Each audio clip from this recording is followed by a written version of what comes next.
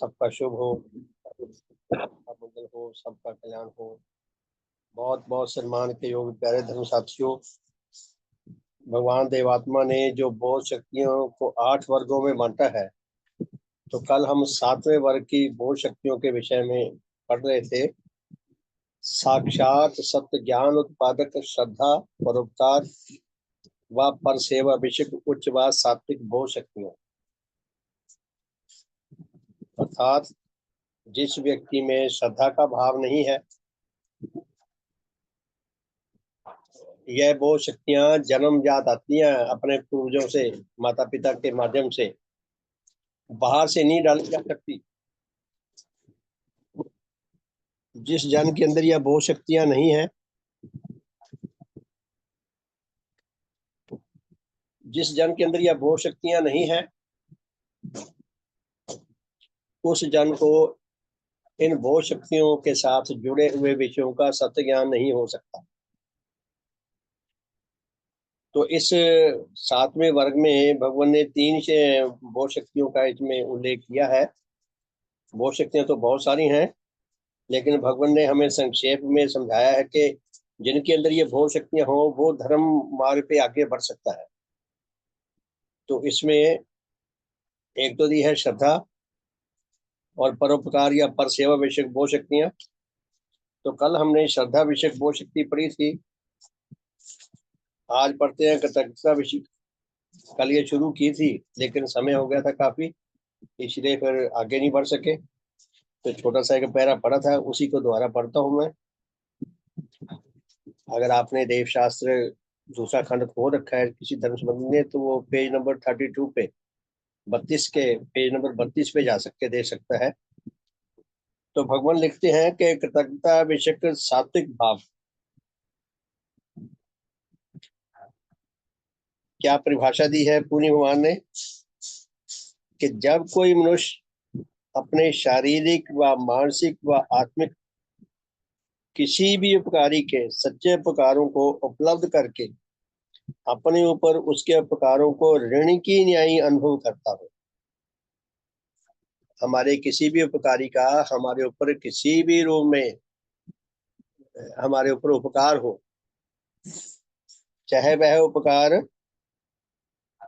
शरीर संबंधी हो, किसी ने हमें भोजन खिला दिया या किसी ने हमें दवा देकर हमारा रोग ठीक कर दिया, या किसी और प्रकार से किसी ने हमें कपड़ा दे दिया, जूते लेकर दे दिए, जो शरीर से जुड़ी हुई सेवा है वो की हो, या मानसिक हमें कोई मानसिक ज्ञान दे दिया किसी विषय का, जैसे अध्यापक लोग पढ़ाते हैं, या किसी ने आत्मिक हमारे ऊपर उपकार किया, जैसे परम पूज्य भगवान देवात्मा के आत्मिक उपकार है हमारे ऊपर।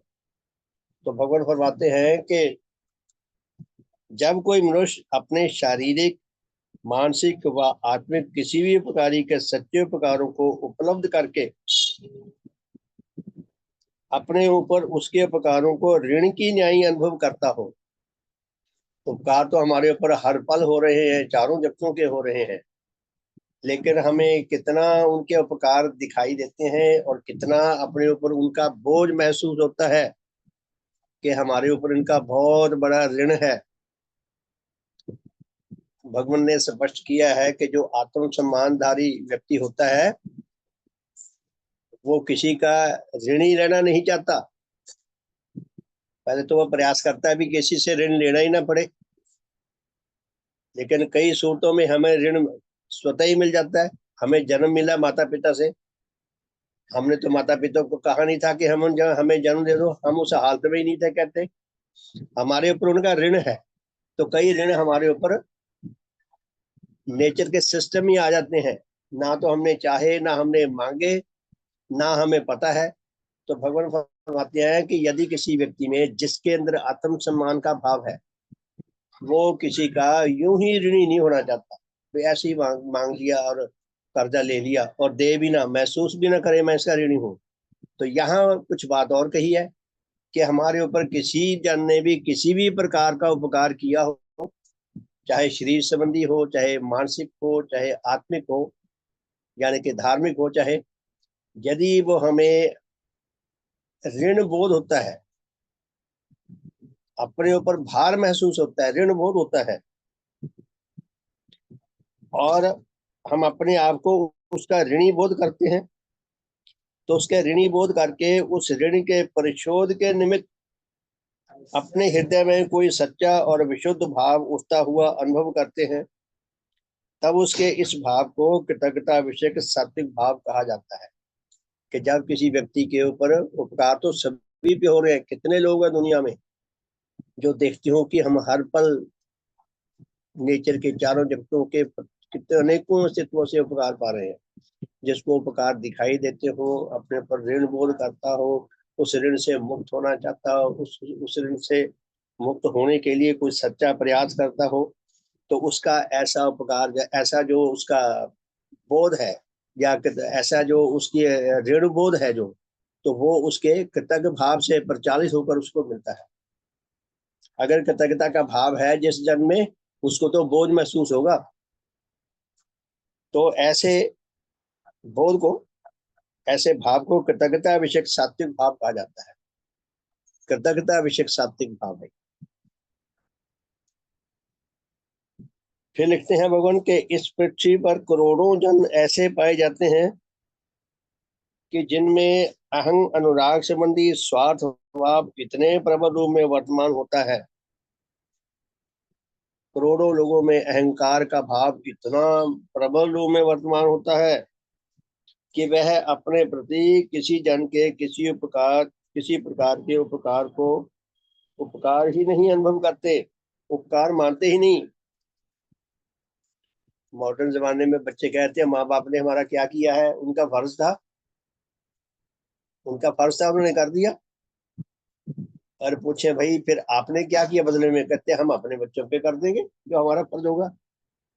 अरे भाई, उपकार किसी और से पाया, दे किसी और को रहे, ये तो अच्छी बात नहीं है। बच्चों पे करो, लेकिन वो उपकार किसी और ने किया, उसका तो ऋण चुकाया नहीं, किसी और को ऋण दे दिया आगे।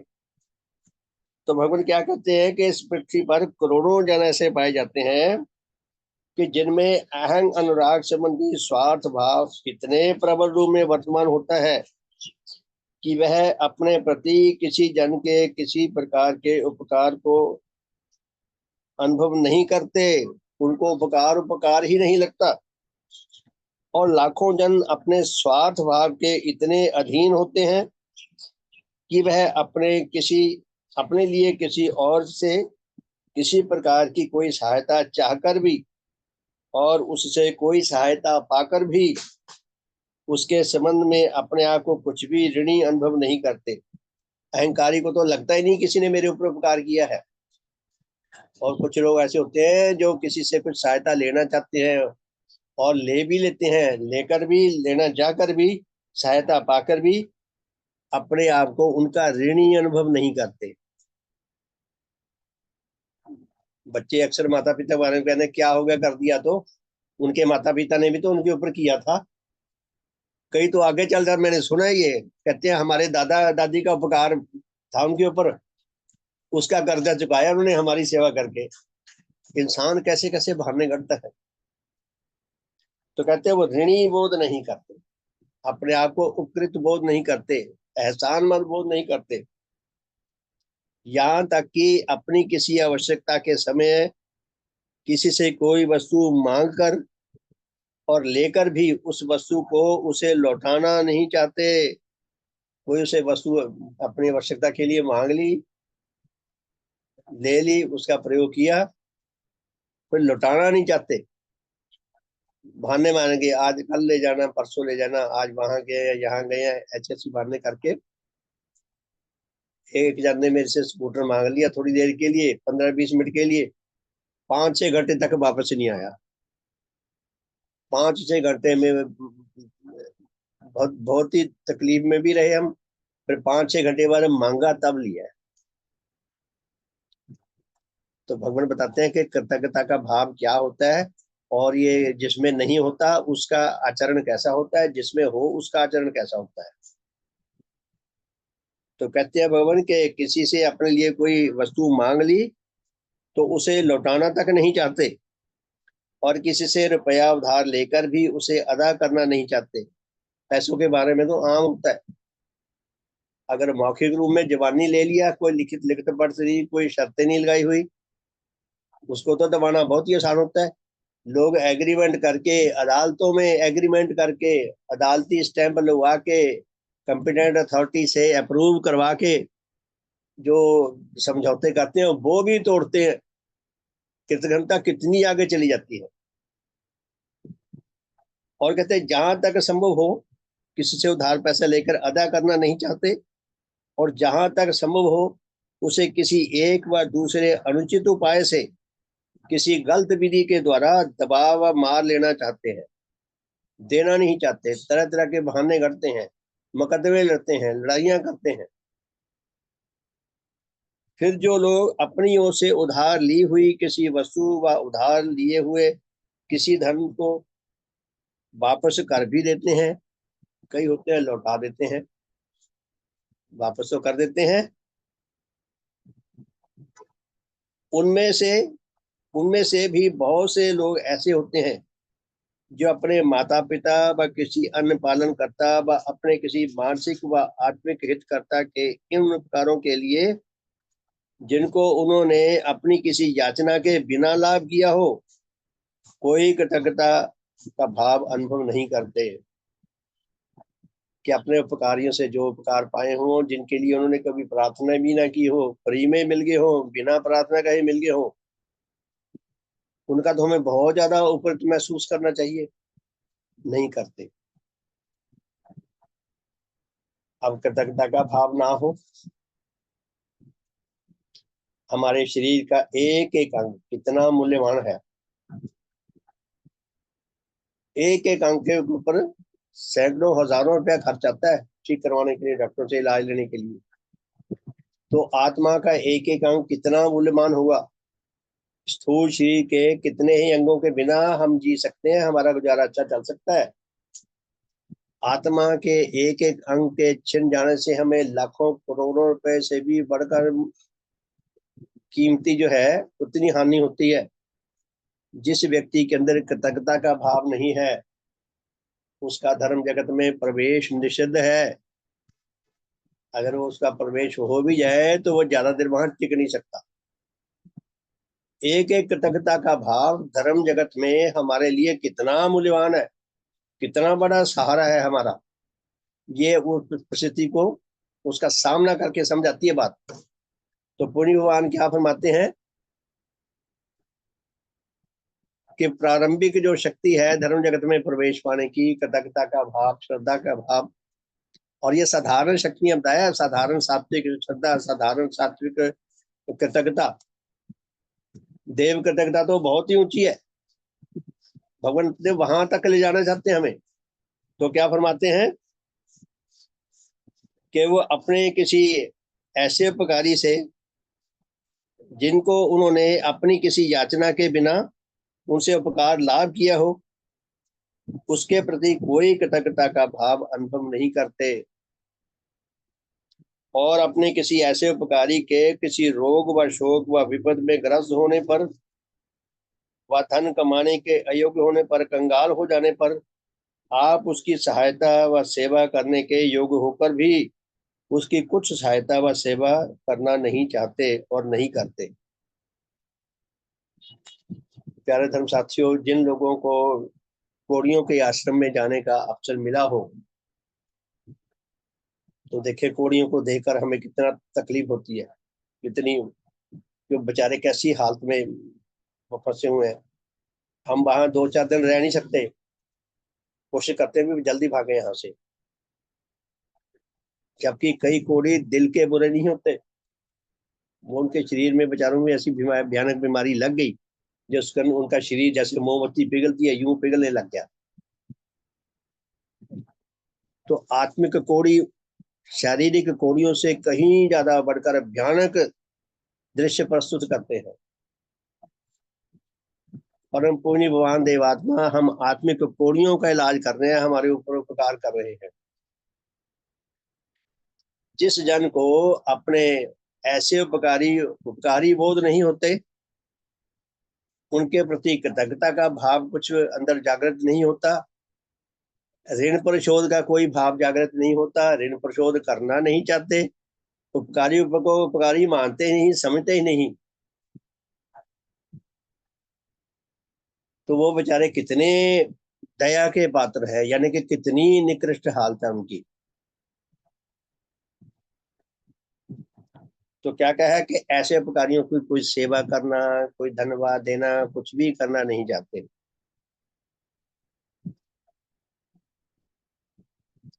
और कहते इससे भी बढ़कर कई दशाओं में उसके प्रति, यानी कि अपने उपकारी के प्रति किसी कारण से घृणाकारी बन जाने पर उसे ऐसी अवस्था में भी उल्टा हानि और दुख पहुंचाकर अपने महा अधम हृदय की तृप्ति ढूंढते हैं और करते हैं। ऐसे ऐसे कृतगण हैं।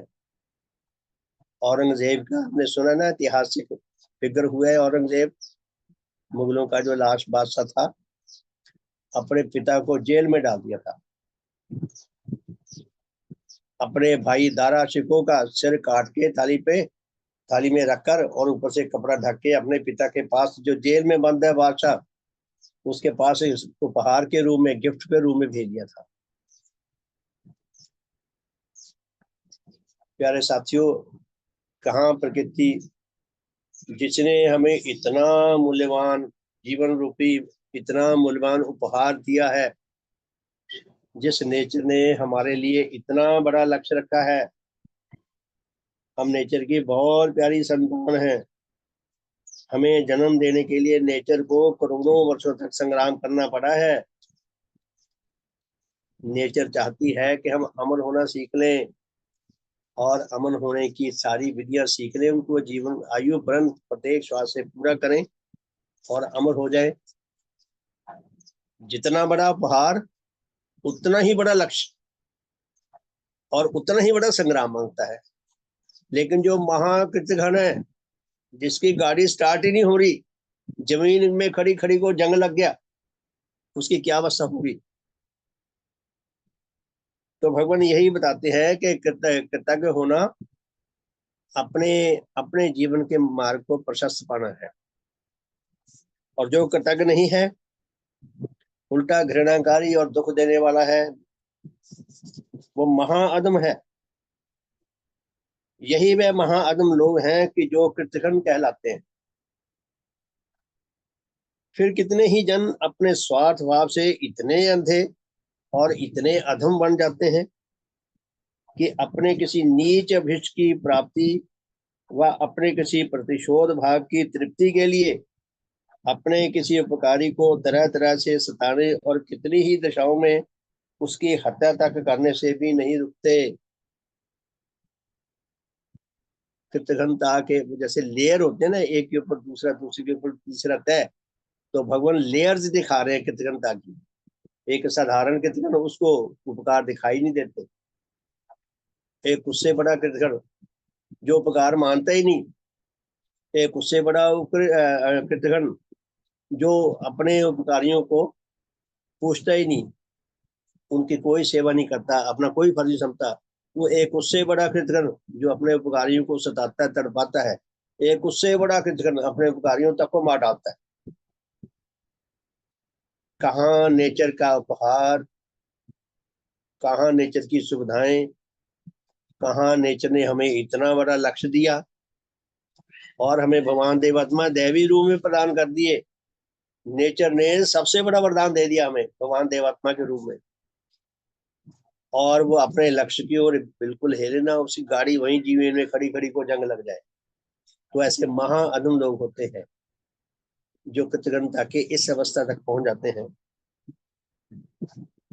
तो भगवान क्या फरमाते हैं कि फिर कितने ही जन अपने स्वार्थ भाव से इतने अंधे होकर और अधम बन जाते हैं कि अपने किसी नीच अभिष्ट की प्राप्ति व अपने किसी प्रतिशोध भाव की तृप्ति के लिए अपने किसी उपकारी को तरह तरह से सताने और कितनी ही दशाओं में उसकी हत्या तक करने से भी नहीं रुकते। परंतु नेचर के विकासकारी नियमानुसार मनुष्य जगत के जिन अपेक्षाकृत थोड़े से जनों में यह सात्विक भाव यथेष रूप में प्रकट होता है, किसी सौभाग्यवान जन में अगर यह कृतज्ञता विषय सात्विक भाव यथेष रूप से उचित मात्रा में प्रकट होता है, वह अपने इस भाव से परिचालित होकर जैसे अपने विविध प्रकार के उपकारियों के उपकार विषयक ऋण को अनुभव करते हैं, वैसे ही ऐसे उपकारों के मूल्य के अनुसार उस ऋण का परिशोध भी करना चाहते हैं, उचित हित परिशोध करना चाहते हैं। जितना ऋण है ये कम से कम मैं उतना तो उतार सकूं, अगर हो सके तो उचित प्रकार से हित परिशोध करना चाहते हैं और अपनी सामर्थ्य के अनुसार विविध रूप से उनके लिए सेवाकारी बनकर उसका परिशोध करते हैं।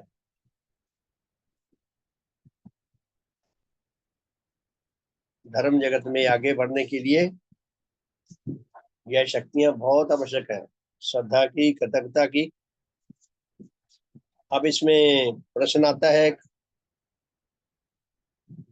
है कि क्या जो माता पिता अपने किसी संतान का किसी शुद्ध सात्विक भाव से पालन नहीं करते और केवल पाश्विक संतान अनुराग के वशीभूत होकर अथवा इसके भिन्न उसके अपने लिए किसी इस व उस प्रकार के लाभ की आशा रखकर उसकी पालना करते हैं,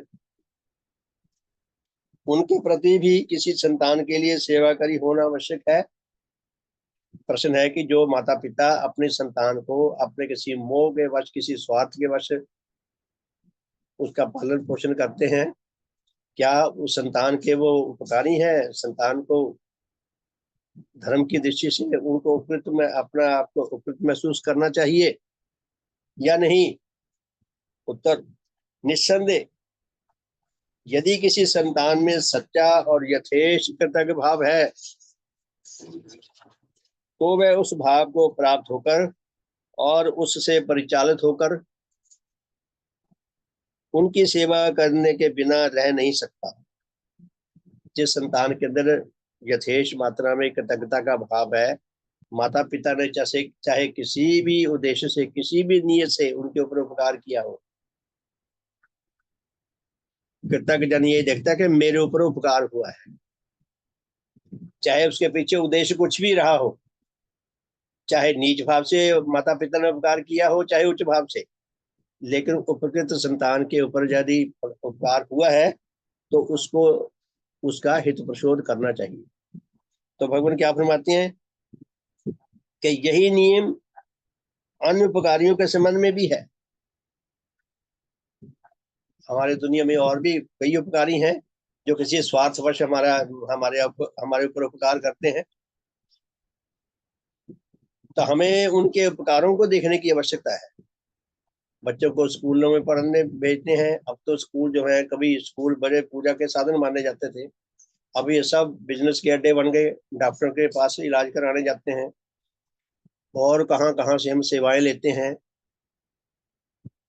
चाहे किसी भी भाव से हमारे ऊपर उपकार किया हो, हम ऋणी हैं, हमारे ऊपर उपकार है। तो भगवान क्या कहते हैं कि यही नियम अन्य उपकारियों के संबंध में भी है। किसी सच्चे कृतज्ञ भावी के लिए यह सोचने की आवश्यकता नहीं कि उसके किसी उपकारी ने उसके ऊपर जो उपकार किया है वह उसने किस भाव से किया है।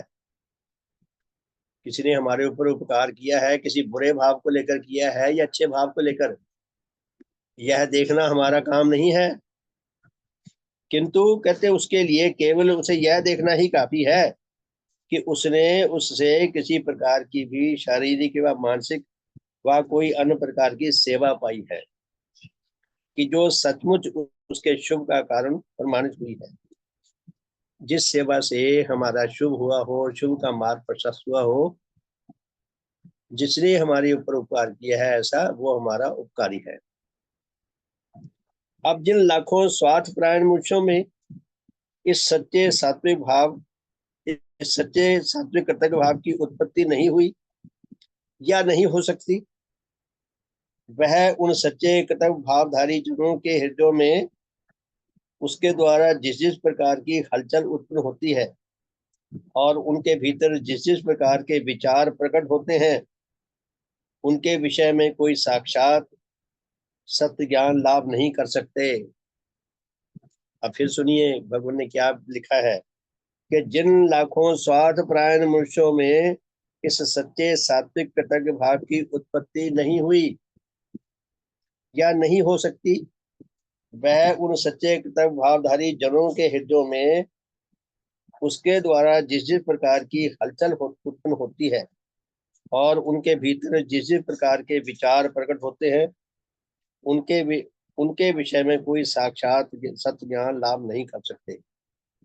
भगवान ये स्पष्ट कर रहे हैं कि जिसके अंदर कृतज्ञता का भाव नहीं जागा, बीज रूप में वर्तमान नहीं है, उसे किसी ऐसे उपकृत जन का, जिसको उसके माता पिता ने या जिसने भी किसी बुरे उद्देश्य से भी अगर उपकार किए हैं, फिर भी उसके अंदर जो कृतज्ञता के उनके उनके प्रति छवि बनती है, तो ऐसे उस जन में वो छवि नहीं बन सकती जिसको जन्मजात कृतज्ञता का भाव नहीं मिला।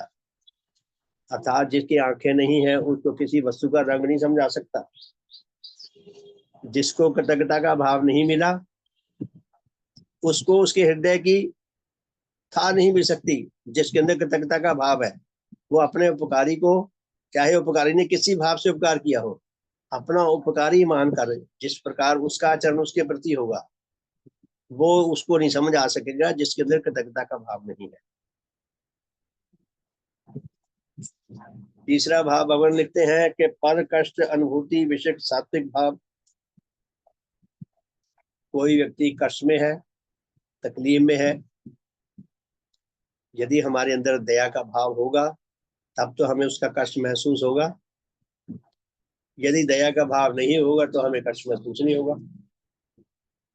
जिसके अंदर जिस विषय से जुड़ा हुआ बोध नहीं है, उस विषय से जुड़ा हुआ उसे सत्य ज्ञान नहीं प्राप्त हो सकता। तो भगवान क्या फरमाते हैं कि पर कष्ट अनुभूति विषय सात्विक भाव ये क्या होता है।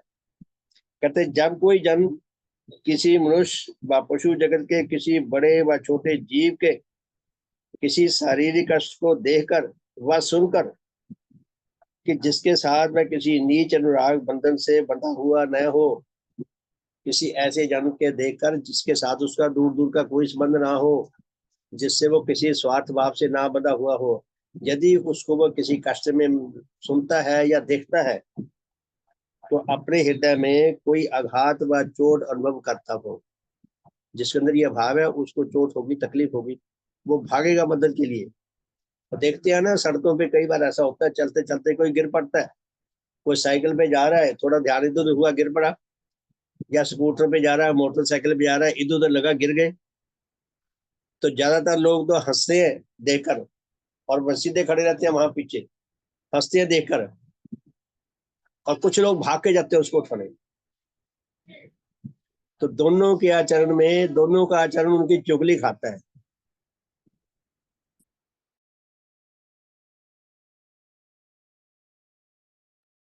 दोनों का आचरण उनकी चुगली खाता है। जिसके अंदर कृतज्ञता का भाव नहीं है उसने और प्रकार का आचरण पकड़ा, सॉरी दया का भाव नहीं है, पर कष्ट का भाव नहीं है, उसने और प्रकार का आचरण किया। जिसके पास है वो दौड़ के भाग के उठाते हैं। तो कहते हैं जिसके अंदर ये भाव होगा वो तुरंत भागेगा सहायता करने के लिए। और कहते हैं उस आघात के अनुभव करने पर उसके उस दुख व कष्ट के चले जाने के निमित्त अपने हृदय में बार बार उसी प्रकार की आकांक्षा व प्रेरणा अनुभव करता हो जिस प्रकार वह अपने किसी कष्ट के दूर हो जाने के निमित्त करता है।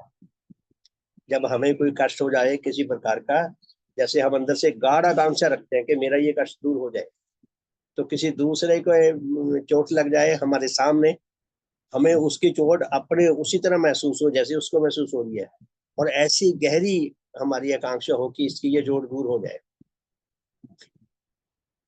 वो कहावत है ना, जाके पैर ना पड़ी ब्याई वो क्या जाने पीर पराई। ऐसा भी होता है कि जो चोट हमें लगी हो उसका तो हमें बोध हो जाता है किसी दूसरे को देखकर, नहीं तो नहीं होता।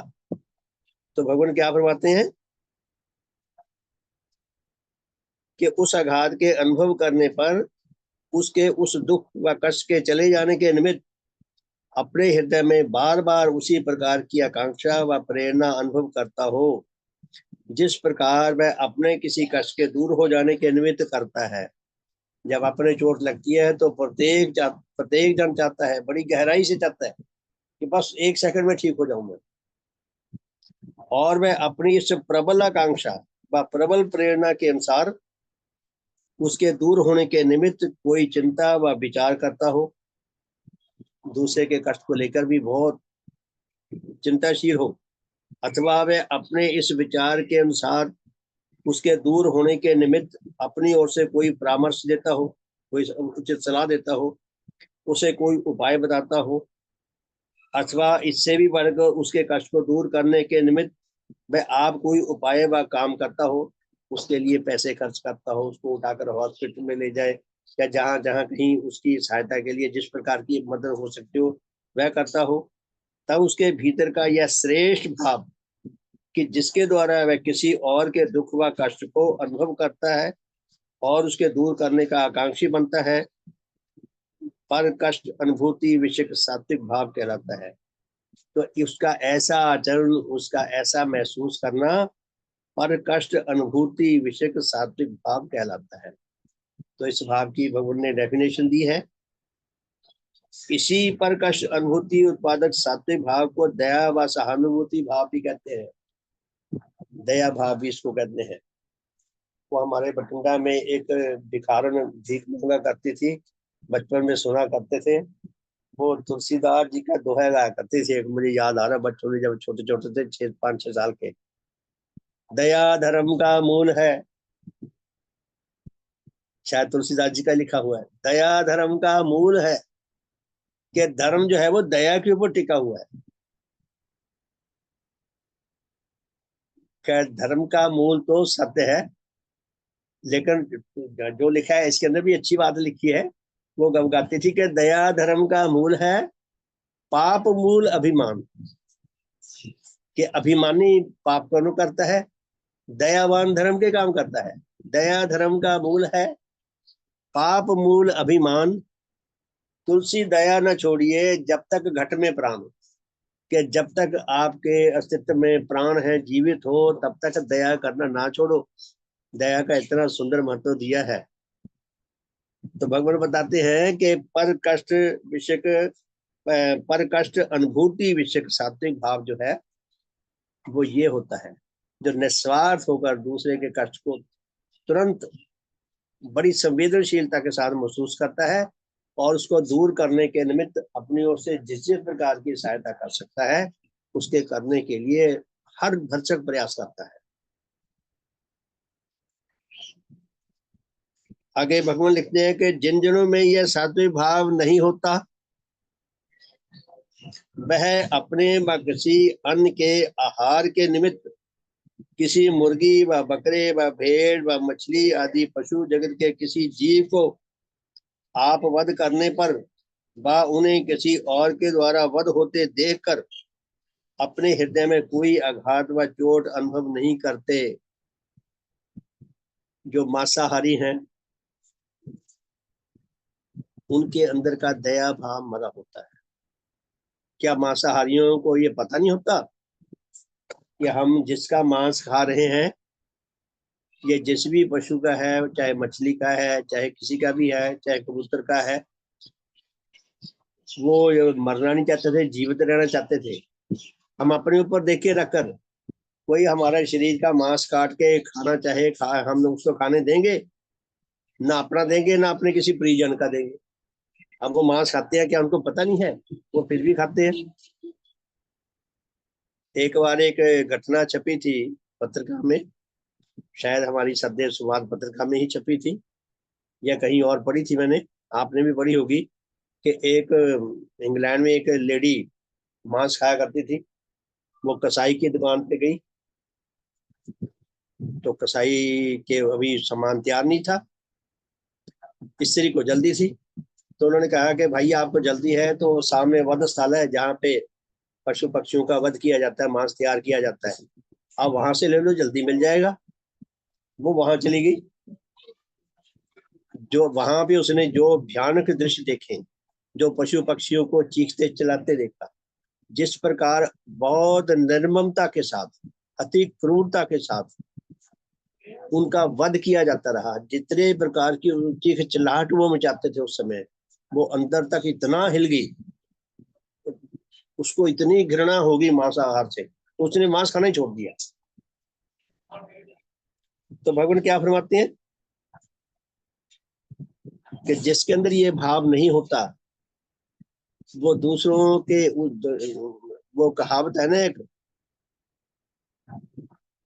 कि कहते हैं कि मुर्गा अपनी जान से गया, खाने वाले को स्वाद नहीं आया। किसी के घर में मांस पका, मैडम ने पूछा कैसी लगी सब्जी, मैडम मजा नहीं आया। अरे भाई उससे भी तो पूछो जिसने अपनी जान गंवाई है तुम्हारी कटोरी में सब्जी के रूप में आने के लिए, कि उसको कितनी कीमत चुकानी पड़ी है। तो पूरी भगवान क्या फरमाते हैं कि जिन जनों में यह सात्विक भाव नहीं होता, वह अपने व किसी अन्य के आहार के निमित्त किसी मुर्गी, बकरे, भेड़, मछली आदि पशु जगत के किसी जीव को आप वध करने पर व उन्हें किसी और के द्वारा वध होते देखकर अपने हृदय में कोई आघात व चोट अनुभव नहीं करते। इतने क्रूर होते हैं, इतने कठोर होते हैं। मैं तो कहूंगा वो कसाईयों को वध करने के लिए प्रेरित वो करते हैं मांस खाने वाले। ना वो मांस खाएंगे, ना वो खरीदने जाएंगे, ना कसाई किसी को मारेंगे। तो जितना अपराध कसाई करते हैं उतने ही अपराधी वो भी हैं जो खाते हैं। कहते हैं उनके उनके हृदयों को चोट नहीं लगती, इतने कठोर होते हैं। और ऐसा कोई ऐसा असहाय और निर्बल जीव अपने मारे जाने के समय अपने किसी प्रकार के महाकष्ट व आर्तनाद का प्रकाश करता है, जितना वो जिस जान निकलती है और अननेचुरल वे में उसको मारा जाता है, जितने उसके अंदर से कराहें निकलती हैं, चीखें निकलती हैं, उसके उस कष्ट व आर्तनाद की कोई लहर उनके कठोर हृदयों को छूती नहीं। इतने क्रूर, इतने कठोर होते हैं। इसलिए जिस जन के हृदय में पर कष्ट, अनुभूति व दया का भाव विकसित हुआ हो, उसके भीतर किसी ऐसी निर्दयता विषयक क्रिया को देखकर जिस जिस प्रकार की हलचल पैदा होती है और उसके भीतर जिस जिस प्रकार की चिंताएं उत्पन्न होती हैं, उनकी सत्यता का इस भाव से विहीन जनों को कोई साक्षात ज्ञान नहीं होता और न हो सकता है। जिसके अंदर दया भाव नहीं है उसे दूसरों का कष्ट दिख ही नहीं सकता, समझ ही नहीं आ सकता, महसूस ही नहीं हो सकता। उनका हृदय आंदोलित होकर उनको कष्ट से मुक्ति देने के लिए तैयार ही नहीं हो सकता। इस मामले में उनकी फेट सील है। इसी प्रकार जब कुछ डाकू किसी के घर में डाका डालने पर किसी महिला के किसी जेवर को सुगमता से न निकाल सकने पर उसे बलात् कठोरता से छीनते हैं, कई बार उसके कान कट जाते हैं, नाक कट जाता है, इतना जोर से छीनते हैं, या शस्त्र से काट कर निकालते हैं, और इस प्रकार से उसे कष्ट पहुंचाकर और घायल करके लहूलुहान कर देते हैं, अथवा उसके पति आदि से उसकी नकदी का पता पूछने और उसके नाम बताने पर उसे आग के द्वारा झुलसाकर व किसी अन्य प्रकार से दारुण कष्ट देकर उसे बताने के लिए मजबूर करते हैं, धन छीनने के लिए उसको कष्ट देते हैं। तब उन बेचारों के हृदयों में जिस जिस प्रकार की हलचल उत्पन्न होती है, जिस जिस प्रकार का कष्ट उत्पन्न होता है और उनके भीतर जिस जिस प्रकार की चिंताओं की उत्पत्ति होती है, उनका उन डाकुओं को कोई साक्षात ज्ञान नहीं होता और ना ही हो सकता है।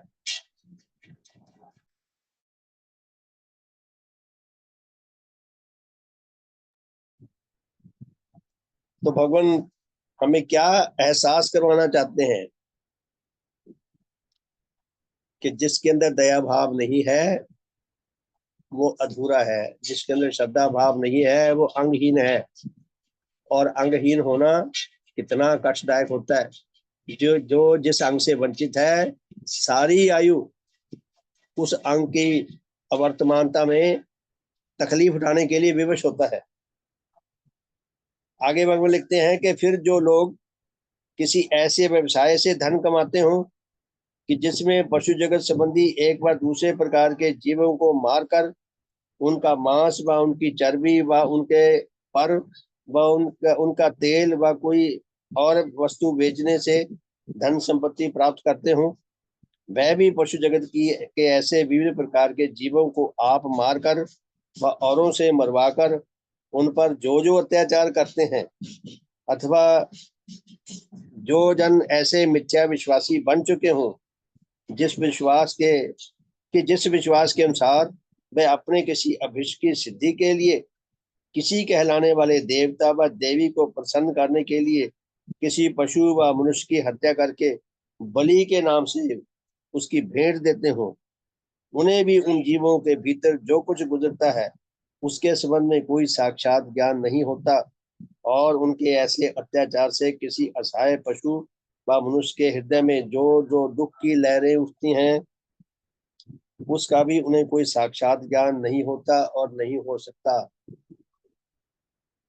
कोई दूसरा कष्ट में है, तकलीफ में है, कष्ट उठा रहा है, चीख चिल्ला रहा है, हमारी जान को रोता है कि मुझे बचाओ, मेरे कष्ट को दूर करो, और हम पत्थर बने रहते हैं। जो इंसान ऐसा बना रहता है वो इसकी भयानक कीमत चुकाता है। भगवान क्या बताते हैं कि ऐसी आत्मिक अवस्था रखने वाले मनुष्य अंततः आत्मिक मृत्यु को प्राप्त होते हैं, जिसको कोई नहीं जिस अवस्था में पहुंचना चाहता। तो प्यारे धर्म साथियों,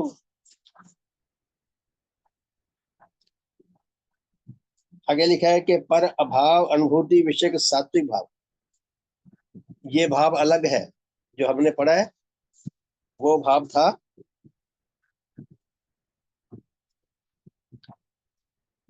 पर कष्ट अनुभूति विषय।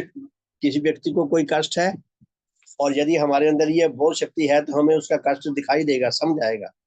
अगर हमारे अंदर बोध शक्ति है तो कष्ट दिखाई नहीं देगा। तो ये जो चौथे प्रकार का है, ये है किसी के पास किसी किसी सहूलत की कमी है, किसी वस्तु की कमी है, उस कमी के कारण उसे जो कष्ट होता है, ये कष्ट और प्रकार का है, वो कष्ट और प्रकार का है। तो ये है पर अभाव अनुभूति विषय का सात्विक भाव। इसमें लिखते हैं भगवान के यदि किसी मनुष्य में कोई ऐसा भाव वर्तमान हो कि जिससे उसके आत्मा में किसी ऐसे मनुष्य व पशु व वृक्ष के संबंध में जिसके साथ वह किसी मोह व नीच अनुराग के बंधन से बंधा हुआ ना हो, उसके किसी अभाव व उसकी किसी सच्ची आवश्यकता को देख व सुनकर व जानकर उसके दूर होने के निमित्त कोई आकांक्षा अनुभव होती हो, और वह अपनी इस आकांक्षा के अनुसार उसके उस सच्चे अभाव व उसकी किसी सच्ची व उचित आवश्यकता के दूर करने के निमित्त अपनी ओर से जो कुछ सहायता कर सकता हो, उस सहायता के करने के लिए अपने हृदय में यथेश प्रेरणा अनुभव करता हो, तो उसका यह भाव पर अभाव अनुभूति विषय सात्विक भाव कहलाता है। किसी जन के पास किसी बात की कमी है, हमने घरों में पौधे लगा रखे होते हैं, गमले लगाते हैं और पौधे लगाते हैं। गर्मियों में खास करके देखें, रोज उचित मात्रा में पानी देते हैं, फिर भी गर्मियों में देखें पौधों का क्या हाल होता है। शाम को बिना पानी के वो बेचारे ऐसे लटक रहे होते हैं जैसे वो किसी आदमी को फांसी दे देते हैं ना। जब तक तो उसके गले में रस्सा डाल के टांगा नहीं, तब तक तो वो सीधा खड़ा है। जब रस्सा डाल के टांग देते हैं, मर जाता है, तो उसकी अंदर की ये घर कहते हैं ना घंटी, ये टूट जाता है और उसका गर्दन यूं लटक जाती है दूसरी साइड में। वो पौधे बेचारे यूं लटके मिलते हैं, यूं मुरझाए मिलते हैं, लटके मिलते हैं, जैसे पौधों को फांसी दे रखी हो। और यदि हमें कोई परवाह ही नहीं, ये कौन सा आवाज देते हैं, ये इन्होंने कौन सा पानी मांगा है, मैंने पानी ना दिया कोई और दे देगा, कोई दे ना दे ये मेरा क्या बिगाड़ लेंगे। यदि हम ऐसा करते हैं, ऐसा अगर यदि हमारा आचरण है, तो इसका अर्थ ये है कि हमें उनको कि जिस चीज की कमी है, जिस चीज की कमी से वो कष्ट भोग रहे हैं, उसको लेकर हमारे अंदर कोई दुख नहीं है।